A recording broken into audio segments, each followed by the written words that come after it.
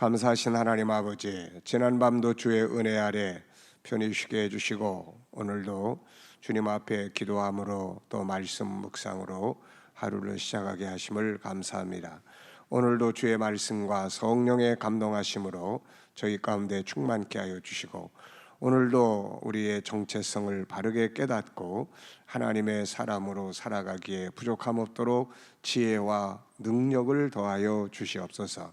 이 나라와 민족이 함께하여 주시고 주의 선한 뜻을 이루시기 위해서 세워진 이 나라가 평안하게 하시며 부요하게 하시고 강건케 하시고 또 거룩하게 하시고 선교적 사명을 다 감당할 수 있는 나라로 축복하시고 역사하여 주시옵소서.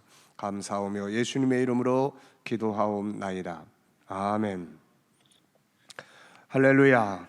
자, 오늘도 우리 본문 말씀 다 같이 한번 읽어보겠습니다. 빌립보서 3장 20절 그리고 디모데전서 2장 1절로 4절 다 같이 읽겠습니다. 시작. 그러나 우리의 시민권은 하늘에 있는지라 거기로부터 구원하는 자 곧 주 예수 그리스도를 기다리노니 그러므로 내가 첫째로 권하노니 모든 사람을 위하여 간구와 기도와 도고와 감사를 하되 임금들과 높은 지위에 있는 모든 사람을 위하여 하라. 이는 우리가 모든 경건과 단정함으로 고요하고 평안한 생활을 하려 함이라.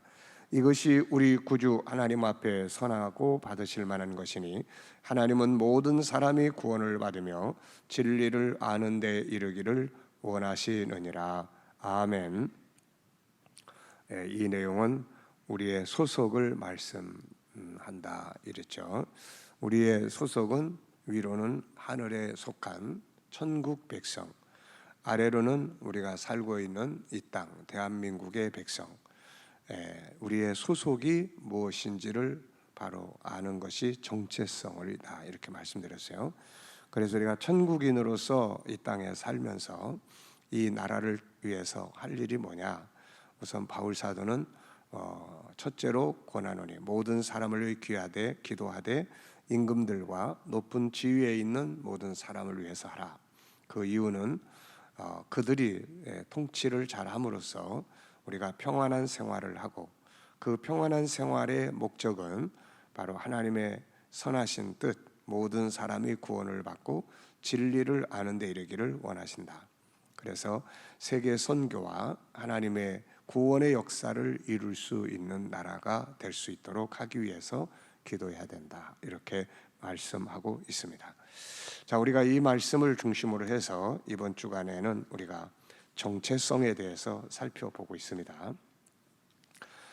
정체성이라고 하는 것은 자신의 본질적인 부분이 무엇이고 현실적인 게 뭐냐, 자기가 누구냐, 나는 어떤 사람이냐, 나는 누구냐 하는 이 본질적인 부분을 말하는 거예요. 사람들이 살면서 자기가 누군지 잘 모르고 사는 사람들을 주제를 잘 모른다 이런 말을 표현을 합니다. 그래서 주제 파악 좀 해라 이런 말들 하죠. 이거는 자기가 누군지 모르고 자기에게 맞지 않도록 살아가는 사람들의 모습을 이야기를 하는 겁니다.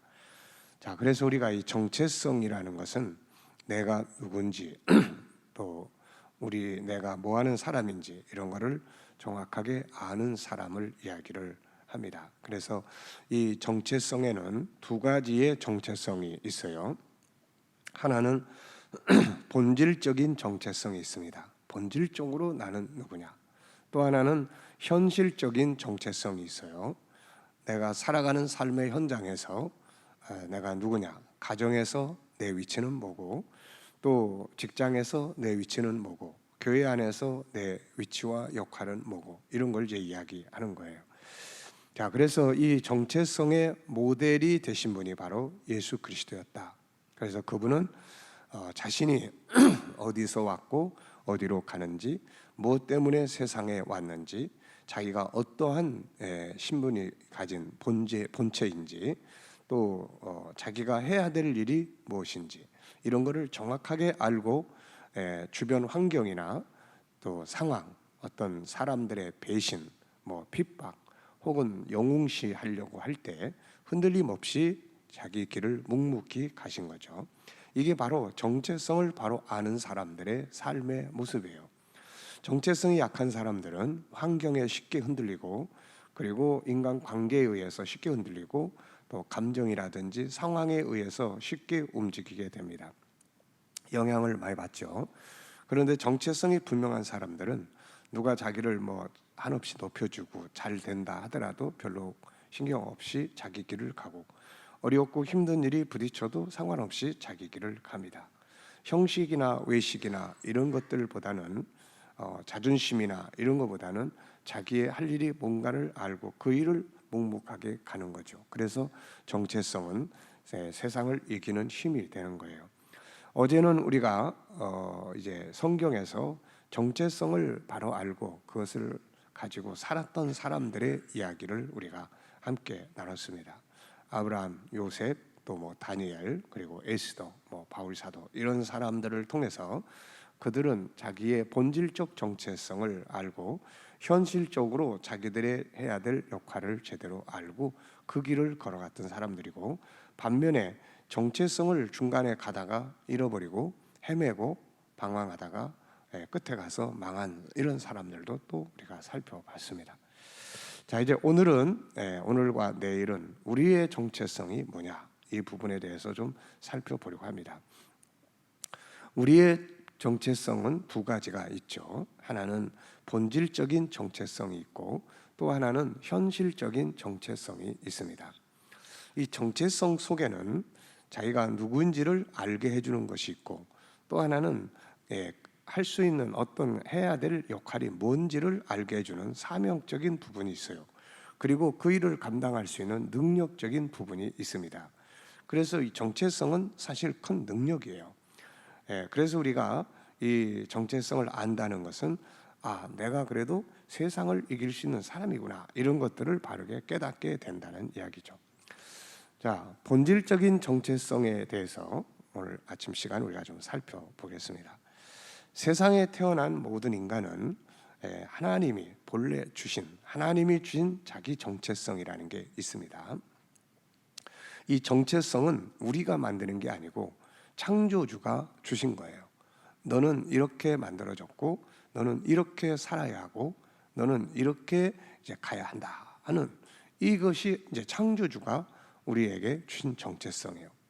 세상의 모든 물건은 만들 때 그 만든 사람들의 창조의 목적이 있습니다.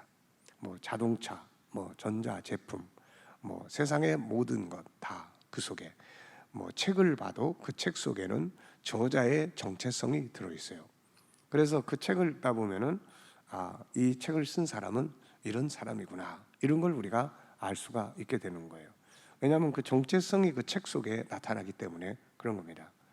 만약에 누군가가 제가 쓴 책을 읽어보면은 이 김성길 목사는 이런 사람이구나 하는 것을 책 속에서 느낄 수가 있게 되는 거예요. 그래서 그 모든 창조물 속에는 만든 자, 창조주가 심어놓은 본질적인 정체성이 담겨져 있는 거예요. 자, 그런데 이제 인간이 범죄를 하고 난 다음 창세기 4장에서부터 인간은 이 정체성을 잃어버리게 됩니다. 창조주가 만들어준 정체성을 잃어버리고 그 대신에 세상이 만들어 놓은 잘못된 가치관에 근거한 정체성들이 만들어지기 시작을 합니다. 그것을 인본주의라고 이야기를 해요. 그러니까 이 인본주의적인 가치를 기준으로 해서 잘못된 정체성들이 만들어지기 시작을 합니다. 그래서 인본주의가 가지고 있는 특징은 두 가지인데, 첫째는 약육강식이에요. 힘의 논리입니다. 그래서 힘 있는 자와 힘 없는 자에 따라서 자기 정체성이 달라지게 되는 거죠. 그리고 물질주의입니다. 물질, 돈, 이게 중심이 되는 거예요. 그래서 이게 많으냐 작으냐에 따라서 그 사람의 정체성이 달라지게 되는 겁니다.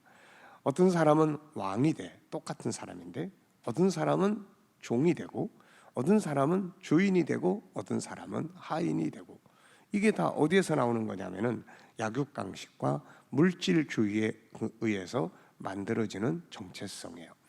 여기에 따라서 사람들은 스스로 자기의 잘못된 정체성을 가지고 때로는 다른 사람들을 박대하기도 하고 때로는 자기 자신을 학대하면서 살기도 하고 잘못된 인생을 살기도 합니다.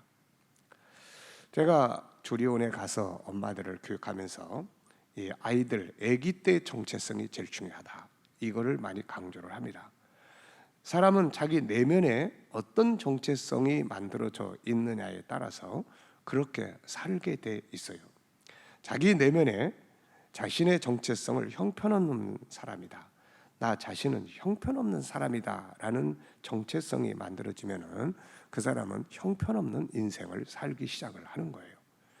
그러다가 어느 날 내가 그래도 사람이 이렇게 살면 안 되지 하는 자기의 어떤 정체성에 대한 인식을 갖게 되면은 그때부터 인생을 또 바꿔가기 시작을 합니다. 그러니까 그 사람의 인생을 보면은 그 내면의 정체성이 어떻게 만들어져 있는지를 알 수가 있어요. 요즘에 많은 젊은이들은 자기의 내면의 정체성이 별로 없어요. 그렇지 않으면은 세상의 약육강식이나 물질주의에 젖어 있어 잘못된 정체성 때문에 인생을 무기력하게 살거나 방황하며 살거나 잘못된 가치관을 가지고 살거나, 다 이게 정체성의 문제예요. 그래서 어려서부터 이 정체성에 대한 걸 바르게 교육하는 게 중요하죠. 성경은 정체성을 잃어버리고 사는 사람들의 모습에 대해서 이렇게 이야기를 합니다. 시편 49편 20절을 보면은 존귀하나 깨닫지 못하는 자는 멸망하는 짐승과 같다, 이렇게 이야기를 해요. 자, 존귀하게 만들어진 인간이 자기 가치를 깨닫지 못함으로 인해서 결국은 멸망하는 동물들처럼 산단 말이죠, 이게. 그러니까 인간은 동물이 아니에요.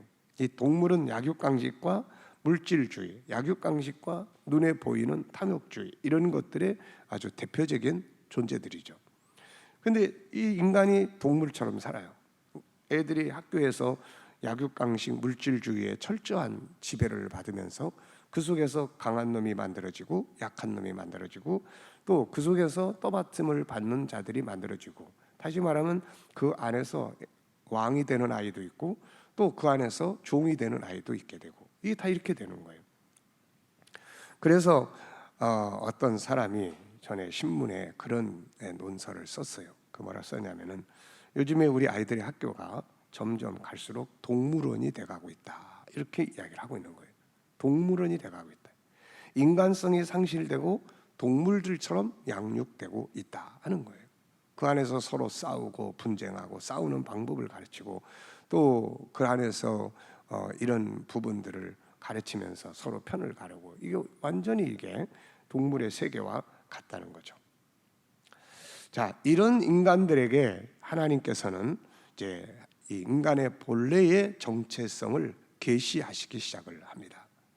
그래서 이것은 어떤 인간의 교육으로나 뭘로 되는 게 아니고 하나님의 계시된 말씀을 통해서 인간의 정체성을, 본질적 정체성을 우리가 알 수 있게 된 거죠. 그래서 성경에 세 곳의 대표적인 계시의 말씀이 있습니다. 성경 전체는 어떻게 보면은 하나님을 계시하고 사람을 계시하는 책이에요. 그래서 하나님과 사람의 관계를 설명하는 책입니다. 자, 그래서 하나님께서는 성경의 세 곳에서 우리 인간은 이런 존재야 라고 하는 본질적인 정체성을 계시해 주셨어요. 그것이 모세를 통해서 창세기 1장 27절 28절을 계시해 주신 거고, 또 하나는 다윗을 통해서 시편 139편 13절로 18절을 계시해 주신 것이고, 그 다음에 하나는 바울을 통해서 에베소서 1장 3절로 6절을 계시해 주신 내용이에요.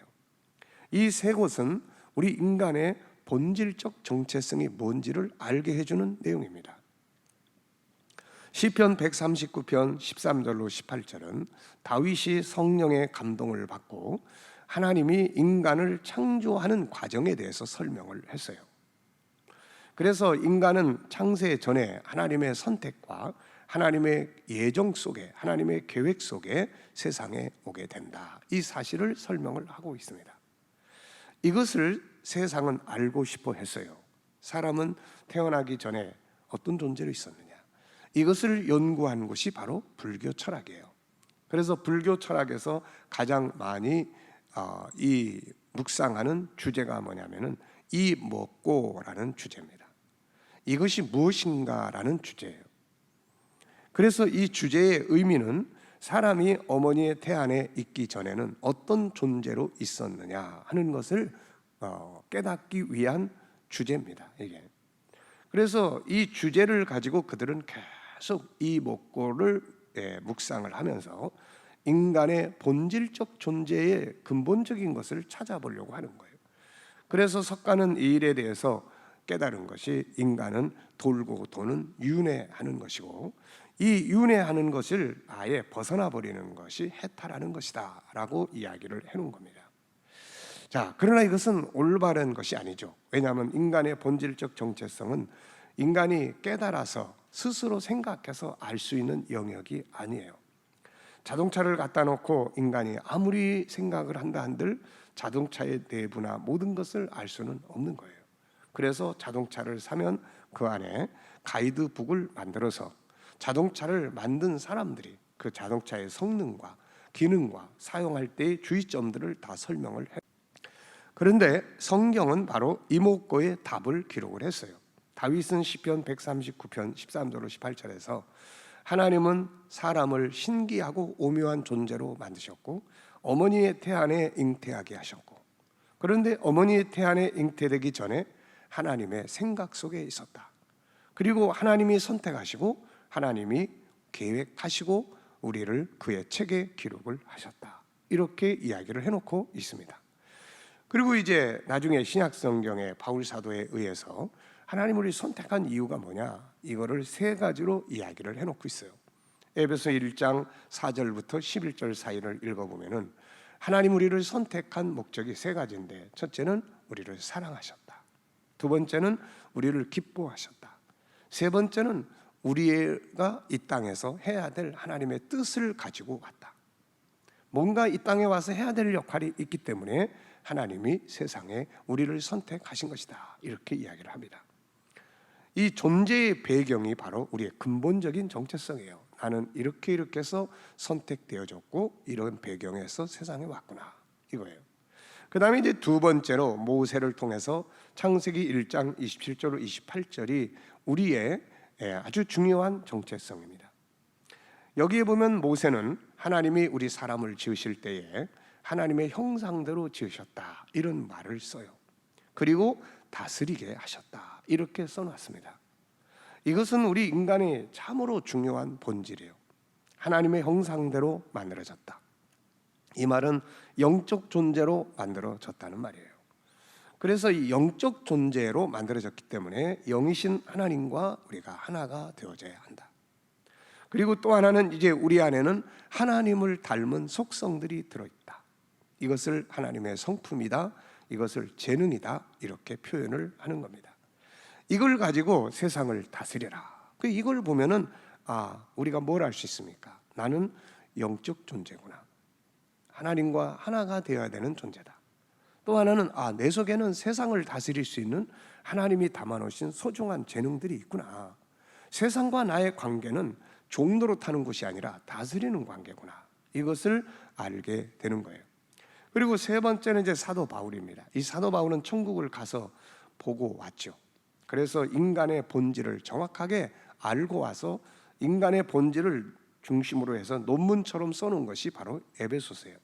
그래서 그는 이 에베소서를 통해서 창세 전에 이 다윗이 시편 139편에서 이야기한 내용들을 굉장히 크게 보완해가지고 설명을 해요. 그래서 그리스도 안에서 창세 전에 우리를 선택하셨다, 이 시편 139편을 이야기하면서 선택한 이유, 이런 것들을 쭉 설명을 했어요. 그리고 이제 앞에 사람들이 설명하지 않은 또 하나의 내용을 다뤘는데, 그게 뭐냐면은 우리가 이 땅에 존재하는 궁극적인 목적이에요. 그것은 이 땅에 살다가 거룩한 백성이 되어서 하나님의 보좌 앞에 다 돌아가게 된다. 하나님 앞에 돌아가서 하나님의 나라를 기업으로 얻게 된다. 이거를 이제 이야기를 하고 있는 거예요. 그래서 이 세 가지를 종합해 보면 인간이 어떤 존재인지를 알게 됩니다.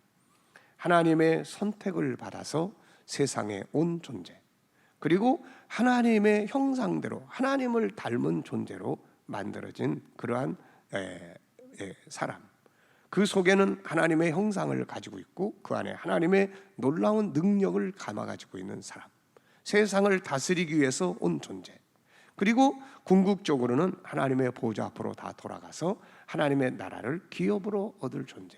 이게 바로 우리의 본질적인 정체성이다, 그런 말이에요. 자, 예수님은 이 땅에 오셔서 우리의 이 정체성에 대해서 계속 설명을 해줬습니다. 그래서 마태복음 16장 24절을 보면은 자기를 부인하고 나를 따르라. 이것은 굉장히 중요한 내용이에요. 잘못되게 만들어져 있는 나의 정체성을 버려라, 그 말이에요. 왜냐하면 세상에 태어나서 우리는 잘못된, 아까 이야기한 그런 물질주의와 약육강식에 의한 잘못된 가치관에 의해서 잘못된 정체성이 만들어져서 살아왔어요. 이거를 버리라는 거예요. 이거를 버려야만 본질적 정체성이 회복이 돼야 이게 예수님을 따라갈 수가 있습니다. 그리고 요한복음 6장 63절에는 살리는 것은 영이다. 이게 본질적 이야기예요, 다. 그리고 마태복음 16장 26절에는 천하보다 귀한 존재다. 이런 게 다 본질에 대한 가치를 설명하는 이야기들이에요. 그리고 가르치신 많은 말씀들, 팔복, 이 팔복도 본질적 정체성을 이해하지 못하면 이 팔복도 이해할 수 없는 이야기들이에요. 그런데 본질적 정체성을 아는 사람들은 그 본질적 정체성을 가지고 사는 방법들을 설명을 해놓은 거예요, 이게 다. 그래서 예수님은 이 정체성의 모델이 되어주셨죠. 그래서 어디서 왔는지, 자기가 누군지, 어떻게 사는지, 세상을 어떻게 다스리는지를 모범을 보여주신 분이에요. 그래서 이 망가지지 않은 우리의 본질적 정체성을 그대로 살아가신 분이 바로 예수 그리스도입니다. 그리고 나서 이제 이후에 사도 바울 같은 사람들은 우리에게 본질적 정체성을 회복해서 살아라, 이 이야기를 계속 강조를 합니다. 에베소 4장 22절에 보면은 옛사람을 버리고, 옛사람은 뭐예요? 이 잘못된 가치관을 가지고 살아온 이 잘못된 정체성, 이거 옛사람이에요. 이걸 버리고 하나님을 따라 의와 거룩함으로 지으심을 받은 새 사람을 입으라. 본질적인 정체성을 회복해서 본래 만들어진 하나님의 형상대로 살아라, 그런 이야기입니다. 그래서 신앙이라고 하는 것은 그래서 변화를 만들어내는 거예요. 이 변화라고 하는 것은 잘못된 정체성 속에 갇혀있던 내가 진리를 통해서 새로운 본래의 나의 정체성을 알고 거기에 맞도록 살아가도록 바꾸는 행위를 가리켜서 변화라고 이야기를 하는 거예요. 그리고 발전이라고 이야기를 하는 겁니다. 예수 안에 들어와 있다는 것은 다시 말하면은 자기의 본래의 정체성을 회복할 수 있는 자리로 와 있다는 거예요. 그런데 그 자기의 본래의 정체성을 회복하는 자리로 와 있는데, 예수 그리스도를 믿긴 믿는데 이거는 법적인 회복이에요. 우리의 정체성은 세 가지로 회복이 될 수가 있어요. 하나는 예수 그리스도를 믿음으로 법적으로 정체성이 회복이 돼요. 법적인 정체성이 뭐예요? 우리가 하나님의 자녀예요. 창세기 1장 27절에 하나님의 형상대로 만들어졌다는 것은 하나님의 자녀로 만들어졌다는 말이에요. 이것이 이제 예수 그리스도 안에서 회복되는 거예요. 요한복음 1장 12절에서 보면 그 이름을 믿는 자들에게는 하나님의 자녀가 되는 권세를 주셨다. 권세 있는 하나님의 자녀로 회복이 되었다, 그런 이야기입니다. 이게 법적인 하나님의 형상을 회복하는 내용이에요. 두 번째는 하나님과 내 영이 하나 되는 영적 소통을 통해서 이 본질적 정체성이 점점 회복해 가는 겁니다. 그래서 하나님의 영과 내 영이 하나 되는 거죠. 예수님은 이걸 삶을 통해서 보여주신 거예요. 항상 기도를 통해서 주님과 아버지와 소통을 통해서 하나된 모습을 보여주신 겁니다.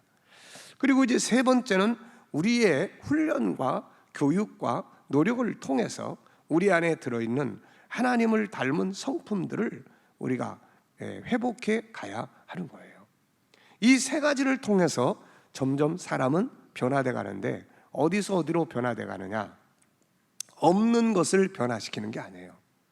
잘못되게 살아왔던 나의 가치관, 나의 정체성에서 본래의 정체성으로 점점점 돌아가는 상태를 가리키는 말입니다. 저는 이것을 너무나 뼈저리게 경험을 해봤기 때문에 인간의 문제를 많이 다루고 있고, GTS나 G7이나 이게 G7이라는 책은 다 이 하나님의 형상 회복 운동이에요. 이게 저는 이미 다 말씀드린 것처럼 어려서부터 사회생활을 시작을 했어요. 초등학교 3학년 때 올라와가지고 학교 전학이 잘못되면서부터 올바른 교육 과정을 제대로 밟지 못하고 교육은 거꾸로 하게 됐고, 그 반면에 이제 사회생활을 시작을 했어요. 바깥에 내던져져 가지고 세상을 살아가면서 뼈저리게 경험한 게 있었어요. 그게 뭐냐면 약육강식과 물질제일주의. 이 속에 세상은 온통 다 들어있고, 심지어는 교회도 이 속에 들어있고, 그래서 없는 사람은 무시당하고 힘없는 자는 무시당해도 누구 하나 제대로 알아주는 사람 없는 이런 소외된 삶을 살아가게 됐던 거죠. 그래서 어려서부터 청소년 때부터 저는 수도 없이 질문을 했던 게 바로 이런 부분들이었어요. 도대체 인간은 왜 존재하며 뭐 때문에 세상에 오는 것이고, 이렇게 고생만 실컷 하다가 소외당하고 살다가 결국 죽어 없어진다면 뭐 하려고 길게 살려고 할 필요가 뭐가 있을까? 그래서 일찍 죽는 것도 괜찮은 일인 것 같다. 그런 생각을 수도 없이 하면서 살았어요. 그러다가 어느 날 신앙 안에서, 성경 안에서 새로운 존재 하나를 보게 됐습니다. 하나님이 만들어 놓은 존재. 성경은, 예수님은 천하보다도 나를 귀하다고 하셨는데 세상은 그렇지 않단 말이죠. 그 세상이 가지고 있는 가치관과 성경이 말하는 가치관이 다른 거예요. 그래서 성경 속에 있는 또 하나의 나를 보게 됐습니다. 하나님의 형상대로 만들어진 존재, 예수께서 십자가에 자기 목숨까지 바쳐줄 만큼 소중하게 여긴 존재, 이 존재를 발견하게 됐어요. 이때부터 저는 사람을 성경 속에서 보게 됐습니다. 다시 말하면 바깥 세상에서 보는 나의 모습과 성경이 보여주는 나의 모습은 전혀 다른 모습이었어요. 그래서 성경 속에서 참 나를 만나게 됐습니다. 그래서 여기서 깨달은 것이, 하나님이 나를 이렇게 존귀하게 만들어 놓으셨는데 내가 내 인생을 아무렇게나 살아서는 안 된다. 이런 생각을 가지고 인생의 전환점을 만들었어요. 그때부터 저는 사람에 대해서 연구를 하기 시작을 했습니다. 그래서 특히 창세기 1장 27절 28절을 발견하면서 저는 놀라운 전환점이 하나 생겼어요. 그 전까지는 세상이 굉장히 나한테 버거웠습니다. 세상 사는 게 힘들었고, 세상은 나에게 도전할 수 없는 그러한 장벽과 같이 느껴졌어요. 보잘것없는 나에게 세상은 너무나 큰 장벽이었어요. 세상에 나가서 뭐를 해본다 한들 그래서 세상에 사는 것이 두려웠고, 이런 문제들 때문에 고민도 많이 했었어요. 그런데 인간을 발견하고 창세기 1장 27절 28절을 발견하면서 세상과 나의 관계가 재정리가 됐어요. 세상은 다스릴 수 있는 곳이구나. 하나님이 나를 다스릴 수 있는 존재로 만들어 놓으셨구나. 이것을 깨닫게 됐습니다. 그래서 그때부터 항상 세상은 내가 다스리는 곳이지, 세상은 지배당하고 세상은 무기력하게 종노릇하는 곳이 아니다. 이 말씀이 세상과 나의 관계를 바꾸는 겁니다. 그래서 이때부터 제가 이제 강조하기 시작한 게 뭐냐면, 당신이 보물입니다 라는 말을 강조하기 시작을 했어요. 그래서 탄생한 책이 당신이 보물입니다라는 책이에요. 그리고 나서 인간을 더 구체적으로 연구를 하기 시작했습니다. 내 안에 들어있는 게 뭔가, 세상을 다스리기 위해서 활용할 수 있는 것들이 무엇인가. 그래서 만들어진 책들이 G7이라는 책이에요. 이 G7을 통해서 우리 인간의 내면에 있는 하나님의 성품들을 구체적으로 연구하고 정리해서 오늘날의 이 프로그램들이 만들어진 겁니다. 그리고 이제 이것을 생활화하기 위해서 실용 프로그램으로 만들어져 있는 것이 GTS 묵상 프로그램이에요. 그리고 이것을 기반으로 해서 아이들에게 올바른 정체성을 가지고 아이들이 올바르게 세상을 살아갈 수 있는, 왜냐하면 예수를 믿어도 아이들의, 청소년들의 성장과 살아가면서 저는 아이들의 성장 과정과 그리고 그들이 성장한 이후의 모습들을 지켜보고 있습니다. 그걸 보면서 예수 안에 있어도, 주님과의 관계를 갖고 은혜를 받아도 자기 자신의 정체성, 자기 내면에 있는 자신의 정체성에 이 소중한 세상을 다스릴 수 있는 것들을 제대로 개발해내지 못하고 활용하지 못하면 세상 앞에 나가면 다 무기력한 존재들로 돼버리고 만다. 예수를 믿는데 다 무기력하게 돼버리는 거예요. 그래서 이제 이 목회 말년에 이게 아니다, 이것을 이제 바르게 일깨워주고 그 안에 있는 재능들을 개발을 해서 세상 앞에 예수 믿는 사람들이 더 뛰어난 능력을 발휘하고 할 수 있는 이런 능력을 회복할 수 있도록 만들어줘야 되겠다. 이것이 내 인생의 마지막 사명이 돼야 되겠다. 이런 생각을 가지고 지금 연구하고 훈련하고 하고 있는 거예요. 여러분, 우리는 하나님의 지으심을 받은 사람들이에요. 그런데 이 본질적 정체성은 땅속에 파묻어 놓고 지금도 예수 안에 들어와 있으면서 세상을 다스리는 게 아니라, 세상 앞에 환경을 다스리고 통치하는 게 아니라 그 환경 앞에 무기력하게 종노릇하고 노예 생활하고 그러면서 고통스럽게 살아가는 경우가 얼마나 많으냐 말이에요. 이런 것들을 다 벗어버리는 것이 성경이 말씀하고 있는 겁니다. 오늘 우리가 나의 본질적 정체성을 바르게 깨닫고 연구하고 이것을 받아들이고, 성경이 아무리 너는 이런 존재야 그래도 내 스스로가 내 안에 있는 잘못된 정체성이 그걸 막아버려가지고 무슨 소리야, 나는 보잘것없는데, 나는 안 돼, 나는 이렇게 세상 앞에 이런 존재로 자기를 가지고 살아가면 아무것도 바뀔 수가 없어요. 성경 속에 있는 나의 정체성을 계시해 준 하나님의 말씀들을 믿음으로 받아들이고 이것을 믿고, 믿으면 이걸 연구하고 이것을 자기 것으로 삼고 활용할 수 있어야 하는 거예요. 사람은 무능력한 존재가 아니에요. 사람은 무능력한 존재가 아니라 자기 내면의 능력을 활용하지 않기 때문에 그런 겁니다. 그래서 우리는 이런 것들을 바르게 찾고 성경 속에 들어있는 자신의 모습을 바로 찾아서 자기답게 살아갈 때 세상을 이길 수 있는 하나님의 사람들이 될 수가 있는 겁니다. 자, 내일 아침 시간에는 현실적 정체성에 대해서 우리가 살펴보도록 하겠습니다. 자, 기도하겠습니다. 거룩하신 하나님, 우리는 하나님이 우리 안에 담아놓으신 소중한 본래의 정체성이 있습니다. 이것을 우리가 잃어버린 채로 세상의 죄악 속에서, 물질주의와 약육강식의 틀 속에서 자신의 잘못된 정체성을 가지고 평생을 거기에 매여서 그것이 참 자기인 줄 알고 살아가다가 한숨과 절망과 소망 없는 인생을 살게 됩니다. 이러한 속에서 주님은 우리에게 말씀을 통해서, 주님의 삶을 통해서, 성령의 역사를 통해서 우리가 어떠한 존재인지를 일깨워 주셨고 이것을 알게 해주셨습니다. 이제는 우리가 주여 주의 말씀을 내 안에 믿음으로 받아들이고 내 안에 새로운 정체성을 만들 수 있도록 역사하여 주시옵소서. 그래서 내 안에 만들어주신 하나님의 형상을 따라서 세상을 다스릴 수 있는 하나님의 사람들로 살아가게 하여 주시옵소서. 감사하며 예수님의 이름으로 기도하옵나이다. 아멘.